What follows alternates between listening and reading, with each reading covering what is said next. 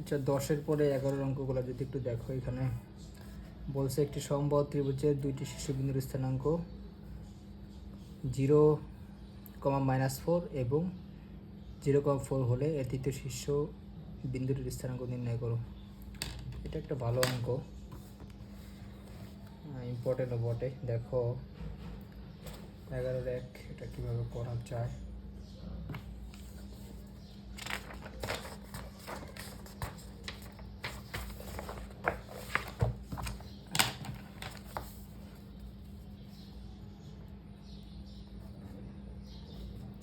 তো এখানে আমি সবার আগে চিত্রটা আঁকে ফেলি।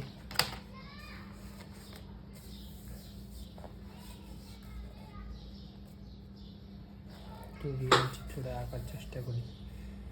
আমি সবসময় বলছি যে তোমরা অঙ্ক পারো না পারো চেষ্টা করবা চিত্রটা এঁকে ফেলাইতে।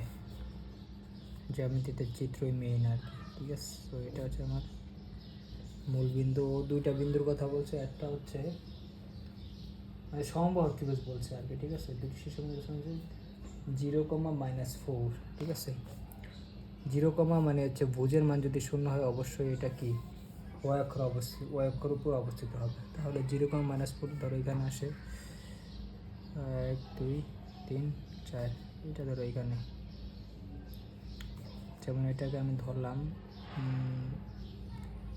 আচ্ছা উপরেটা যদি এই ধরি, এটা ধরো বি, হচ্ছে 0, -4, ঠিক আছে। আর আরেকটা বিন্দু দিচ্ছে, সেটা বলছে হচ্ছে 0,4। তাহলে 1 2 3 4, ধরো এটা এখানে, এটা আমার এই বিন্দু, এটা হচ্ছে 0,4, ঠিক আছে। এখন এই ডেটাগুলো দিয়ে ও বলছে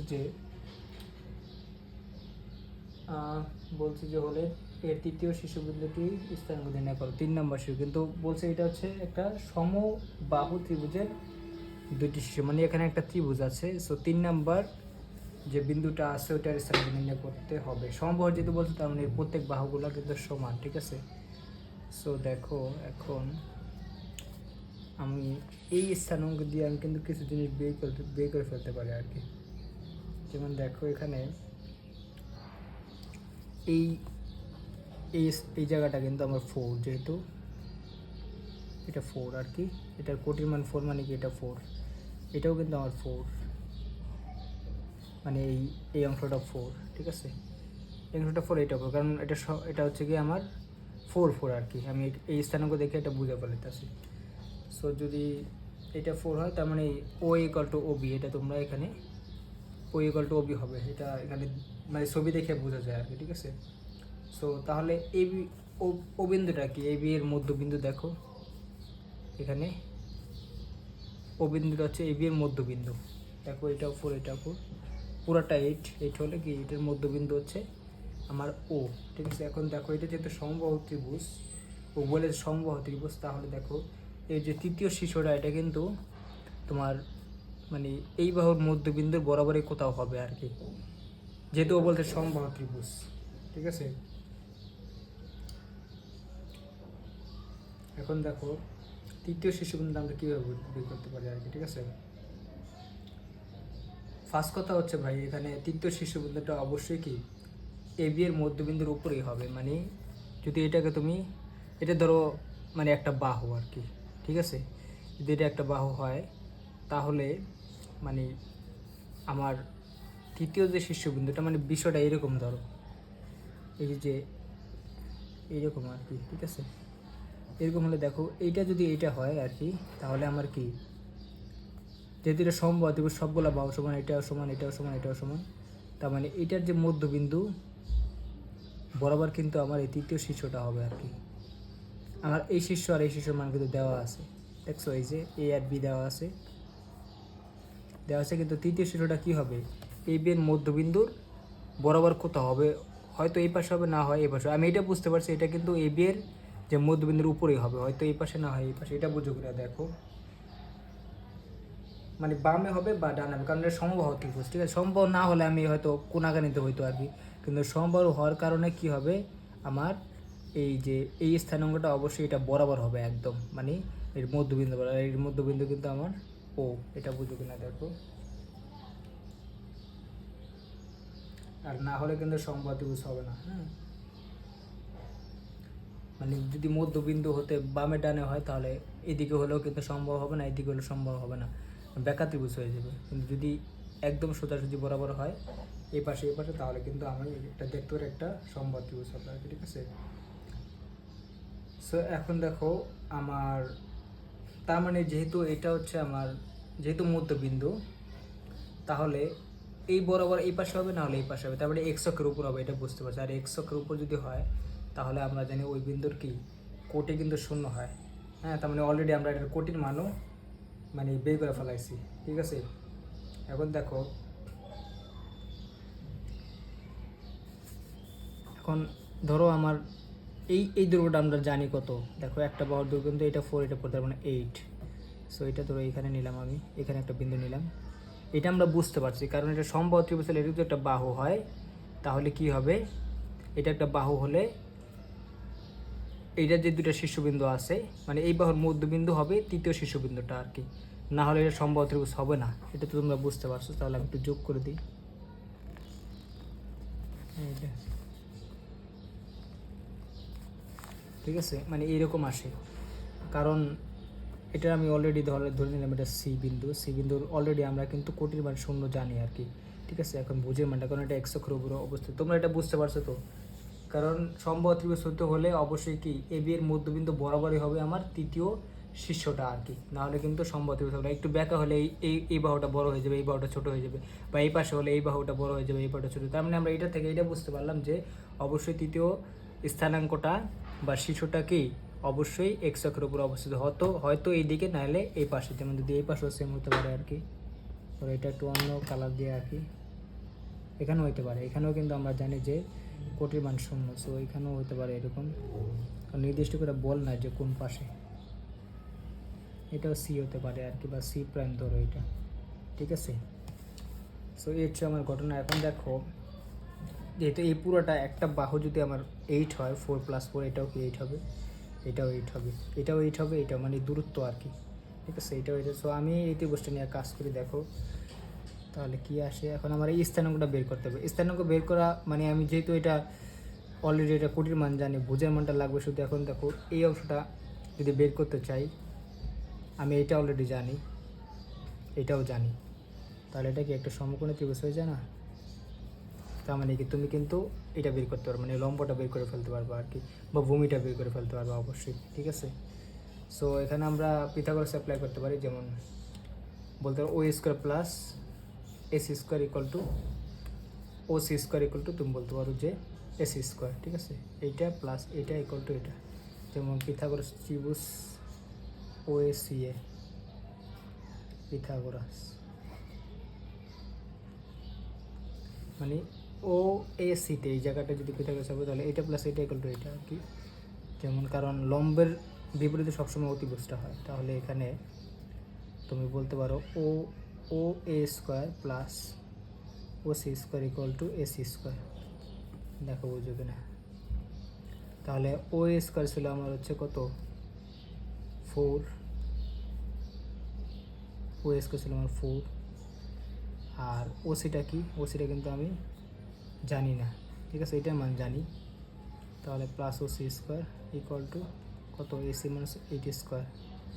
তাহলে এটা করবো OC² ইকুয়াল টু 8² - 4² মানে 64 - 16। তাহলে দেখো তোমার কত আসে, OC² ইকুয়াল টু 48 আসবে।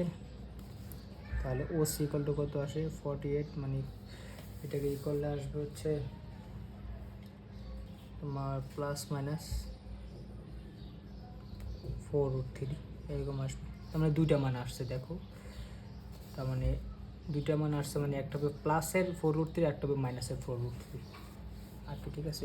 এই পাশে যেহেতু তাহলে এটা হবে প্লাসের 4√3, আর এই পাশে যেহেতু এটা হচ্ছে মাইনাসের 4√3। দেখো বুঝতে পারছো কিনা। এই হচ্ছে আমার স্থানাঙ্ক আমি বের করে ফেলাইছি, ঠিক আছে।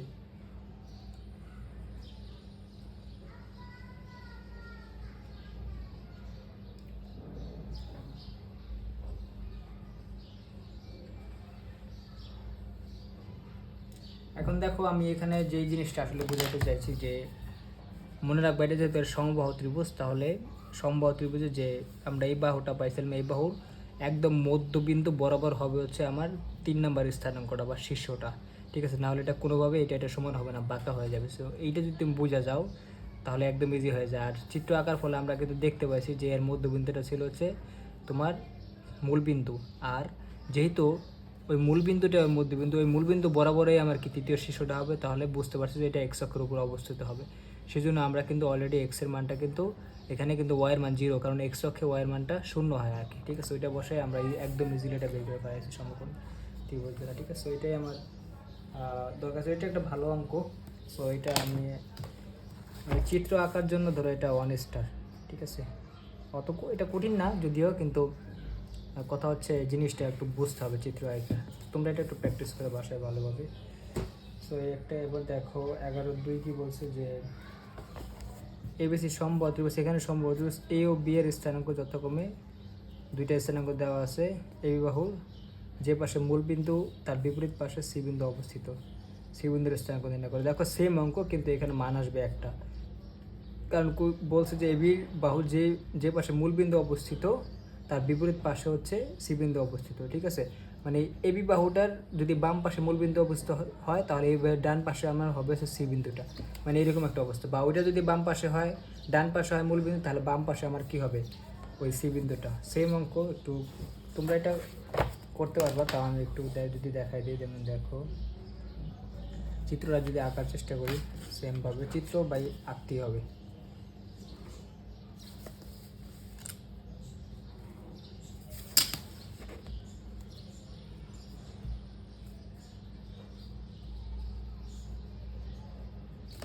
যেমন এখানে দেখো আমি যদি মানগুলো একটু দেখাই, এখানে 11-2 এবিসি সমবাহু ত্রিভুজ আছে, এ ও বির স্থানাঙ্ক দেওয়া আছে।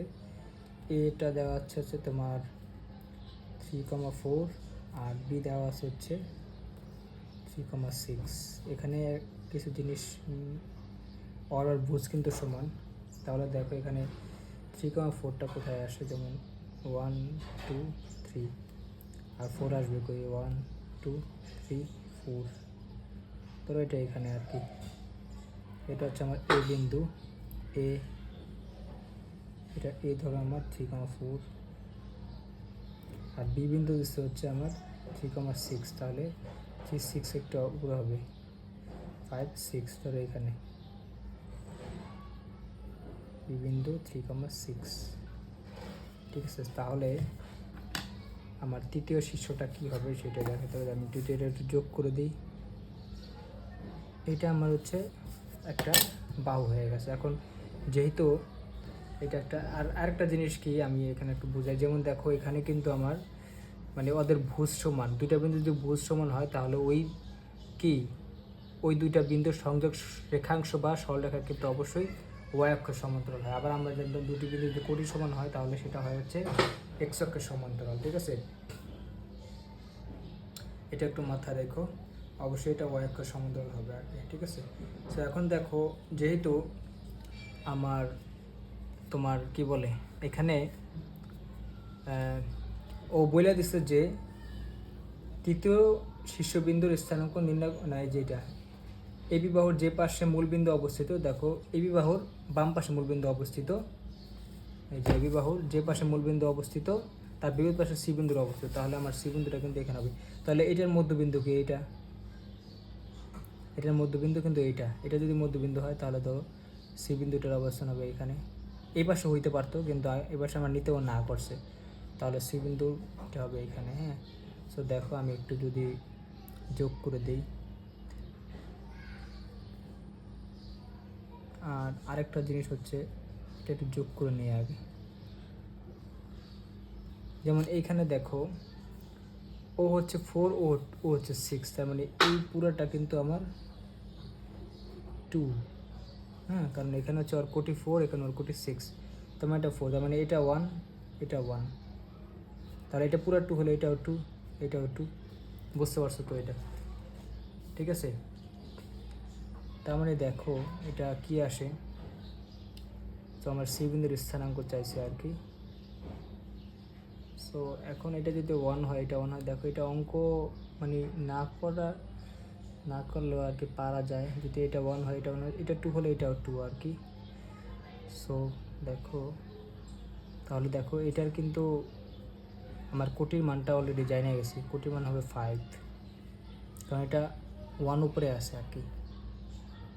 কোটির মান হবে 5। এবার ভুজের মানটা দেখো, কোটির মানটা, কোটির মান পাইছি 5। আর এটা যদি ভুজ, কারণ ভুজ কেন 5 হলো, কারণ দেখো এই আমার তো এতটুকু 1, তাহলে এটা 1 বরাবর গেলে, আর অলরেডি কত 4 ছিল, তাহলে 4 আর 1 কত 5। এখন আমার ভুজটা লাগবে। দেখো এখন যদি এটা 1 হয় এটা 2 হয়, তাহলে দেখো, আর এই অংশটা কিন্তু আমার 3, হ্যাঁ এই অংশটা আমার 3 আমি অলরেডি জানি, তাহলে আমার জাস্ট এই অংশটা লাগবে, মানে এই অংশটা খালি বাড়ছে আর কি, মানে সি এর জন্য।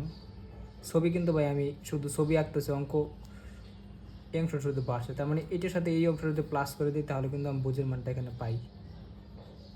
যেমন দেখো এখানে এটা হচ্ছে আমার 2, ধরো এটা তো সমকোণী ত্রিভুজ, হ্যাঁ যে কোনো একটা নিলেই হয়। সো এটা ধরো ডি বিন্দু। সো এটা জানি তাহলে এটা কি হবে, এটা লম্ব।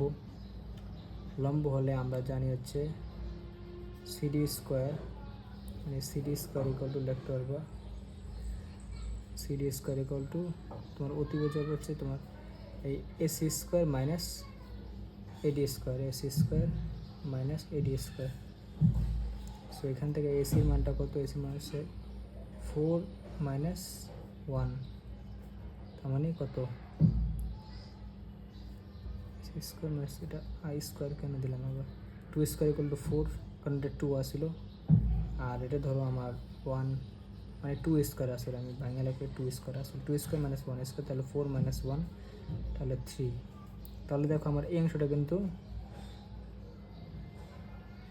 4 স্কোয়ার মাইনাস 1 মানে 3, তাহলে এটা যদি 3 হয় তাহলে কি সিডি হবে, কি সিডি হবে √3, ঠিক আছে √3।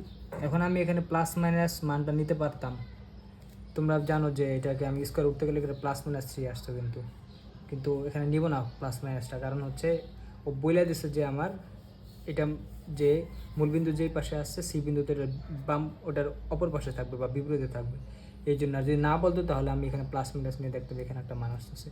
সো যাই হোক, এখন দেখো এখানে কি আসে, যেমন এটা আসছে আমার √3, তার মানে এই অংশটা হচ্ছে আমার √3, আর আগে ছিল 3, তাহলে পুরোটা অংশ কী হবে 3 প্লাস √3, তাহলে এটা হবে যে ভুজ হবে 3 প্লাস, হাই রে এটা লিখতে পারো তুমি এরকম 3 প্লাস √3, ঠিক আছে। এইটা মানে এইটার আসবে হচ্ছে 3 প্লাস √3, 5 স্থানাঙ্ক এরকম। দেখো এটা আসছে 3 প্লাস √3, 5। দেখো আমি এখানে জাস্ট ছবিটা এঁকে অঙ্কটা বুঝাই দিয়েছি, এখানে কোনো মানে সূত্র মতো কিছুই বসায় নেই।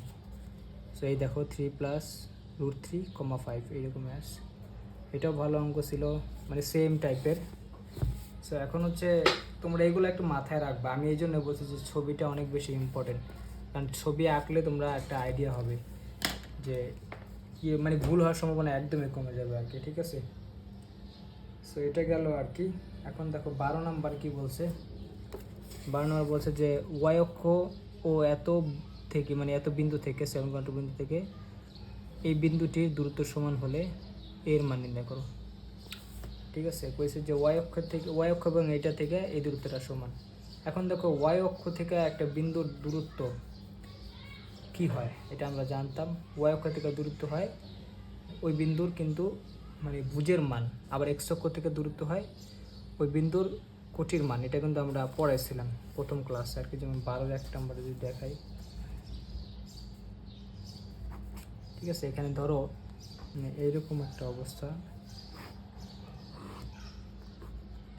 x প্রাইম আছে, y প্রাইম আছে। এখন এটা আমার 0 বিন্দু বলছে যে একটা বিন্দুর স্থান হচ্ছে 7,2, ঠিক আছে। তাহলে ছোটো করে নিই 1 2 3 4 5 6 7 এখানে নিলাম, আর 1 2 এটা হচ্ছে 7,2, ধরো এটা হচ্ছে আমার এ বিন্দু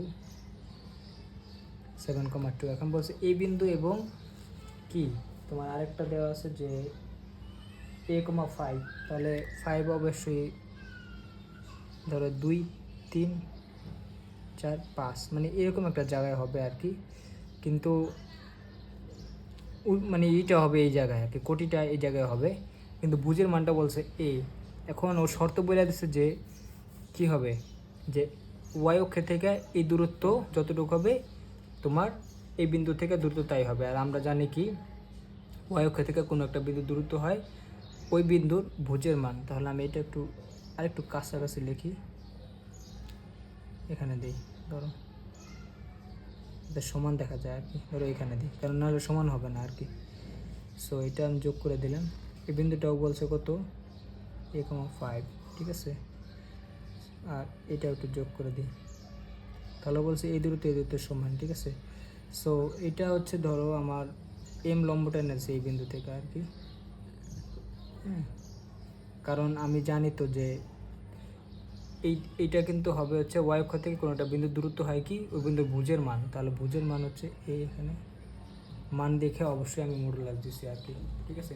তাহলে তুমি এই এই এই দূরত্বটা কি এই কলটা কিন্তু এই দূরত্ব লিখতে পারবে, কোনো সমস্যা নেই, ঠিক আছে। দেখো বুঝো কি না।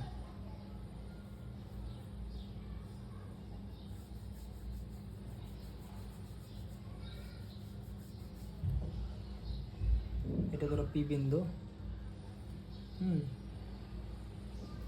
মানে এই দুটো যোগ করে দিচ্ছে আর একটু লম্বটা এনে দিচ্ছে, আর কিছু না, ঠিক আছে। সো দেখো এখন আমরা শর্ত মতো কি লিখতে পারি, এর মানটা হবে হচ্ছে এটার সমান। দেখো এটা কি আসে, যেমন কত আসে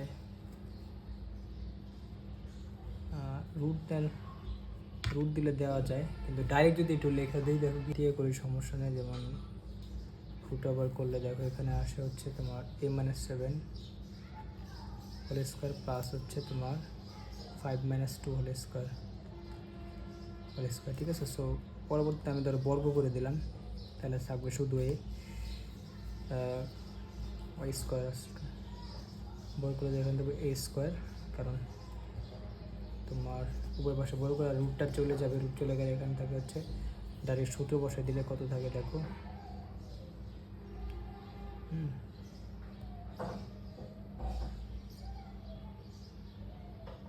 ডাইরেক্ট যদি সূত্র বসাই দিই তাহলে এরকম আসে। দেখো এই সূত্রটা তোমরা তো জানো যে এ স্কোয়ার মানে হচ্ছে এ স্কোয়ার, মানে একই প্লাস মান আসে আর কি, ঠিক আছে। বর্গ করে দিয়েছি, জাস্ট এই রুট উঠে গেলে এখান থেকে এ স্কোয়ার মাইনাস 14a প্লাস 49 এরকম আসে। আর এখানে কত আসে, প্লাস আছে 5 থেকে 12 3 মানে 9, ঠিক আছে। সো এখন দেখো এখানে কিন্তু আমার কি হয় যে এখন তো ঝামেলা হয়ে গেছে একটা,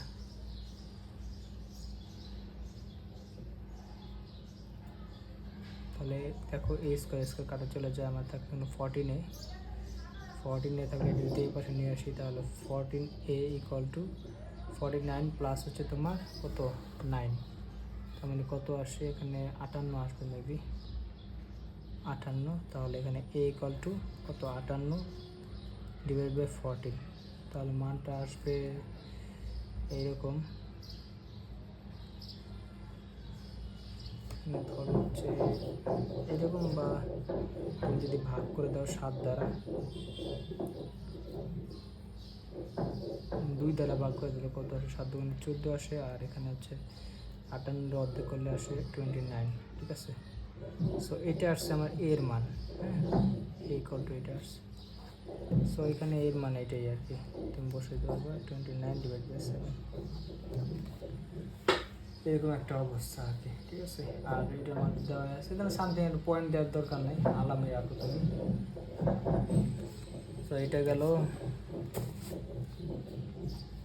এবার এক্স অক্ষ, এবার হচ্ছে এক্স অক্ষ ও এত বিন্দু থেকে 1, টি বিন্দুটা দ্রুত সমান টি এর মান নির্ণয় করে, এটাও সেম। এটা আসলে ছবি আঁকার দরকার নেই, তুমি ডাইরেক্ট করে ফেলো।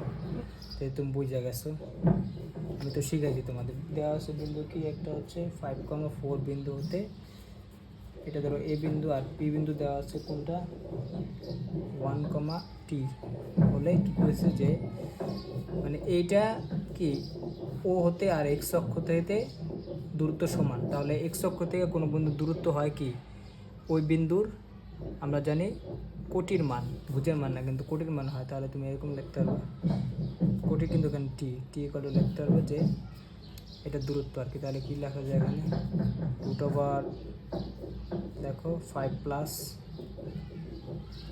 এখানে 5,4 দেওয়া আছে, ভুল লিখলাম নাকি 5,4, হ্যাঁ 5,4। তাহলে এই দূরত্বের যদি সমান হয় এখানে লিখতে পারবো 5 - 1 হোল স্কোয়ার প্লাস হচ্ছে 4 প্লাস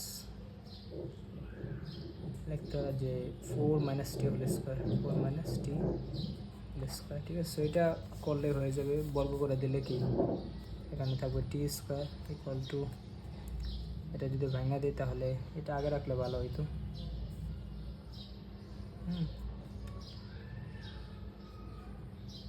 আচ্ছা কোনো সমস্যা নেই, করি তাহলে। এখানে দেখো যদি ভাঙা দিই 5 থেকে 1 গেলে থাকে হচ্ছে 4, তাহলে 4 স্কোয়ার মানে 16 প্লাস হচ্ছে এখানে হচ্ছে 16 মাইনাস 8t প্লাস টি স্কোয়ার, ঠিক আছে।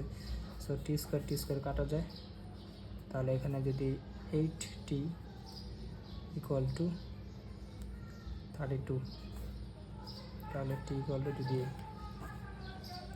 32 দেবে, তাহলে তুমি এখানে 4 দ্বারা যদি করে দাও, 4 দ্বারা ভাগ করে দিলে 3 8 4 8 32, সো এখানে 8 দ্বারা ভাগ করে দিলে কত আসে, মেবি 4 আসবে আর কি, 4, হ্যাঁ 4 আসবে। সো 4 8 32, তাহলে টি মান 4। সো তুমি এখানে কি করতে পারবা 1,4 হবে টির মান। সো এটাই অ্যান্সার। বুঝতে পারছো আশা করি, কারণ অনুসিদ্ধান্ত যেগুলো আছে এগুলো তোমরা মাথায় রাখো। এরকম ছবি নায়িকা অনেক সময় করা যায় আর কি, যে আমার এক্স অক্ষ থেকে কোনো বিন্দু দূরত্ব হয় যে ওই বিন্দুর কোটির মান, আবার ওয়াই অক্ষ থেকে কোনো বিন্দু দূরত্ব হয় ওই বিন্দুর ভুজের মান আর কি। এই সব জিনিসগুলো একটু মাথায় রাখবো তাহলে হবে। তো দেখো আমাদের 3.1টা কিন্তু শেষ, ঠিক আছে। নেক্সট ক্লাসে আমরা হচ্ছে 3.2 এর কিছু থিওরি দেখবো, দেন কাজ শুরু করবো আর কি, অঙ্ক করা শুরু করবো আর কি। তোমরা এখানে অনেক কিছুই পারবা, যেমন দুটি বিন্দুর সঙ্গে রেখাংশ মধ্যবিন্দুর স্থান নির্ণয় করো, এগুলো পারবো, কোনো সমস্যা নেই। এখানে অন্তর্বিভক্তিকরণ, বহির্বিভক্তিকরণ সূত্র আছে, ঠিক আছে। আচ্ছা ঠিক আছে, তো আজকে এই পর্যন্ত থাক।